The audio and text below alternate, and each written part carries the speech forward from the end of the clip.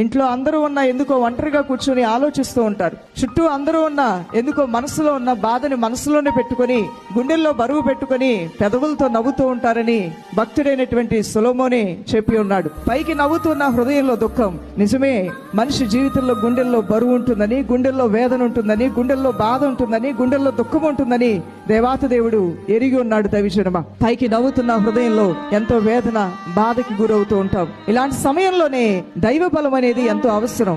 దేవుని యొక్క శక్తి అనేది ఎంతో అవసరం. ఇలాంటి సమయంలోనే మరి ఆ కరేజ్ అండ్ స్ట్రెంగ్త్, ఆ ధైర్యము, ఆ బలము అనేది నువ్వు పొందుకోవటం వల్ల నీవు ఈ లోకంలో అనేక రీతిలుగా జయోత్సాహంతో ముందుకి కొనసాగలుగుతావు. అలా లేని పక్షంలో మానసిక వ్యాధులు ఎక్కువైపోతూ ఉంటాయి. ఆందోళన, విచారము, ఇవన్నీ నీలో ఎక్కువవటం వల్ల నీ మనస్సు భ్రమించినట్లుగా అవుతుంది. నీ యొక్క మెదడు బరువెక్కినట్లుగా ఉంటుంది. హెవీనెస్ అనేగా నువ్వు ఫీల్ అవుతావు. గుండెల్లో బరువు, తల్లో బరువు.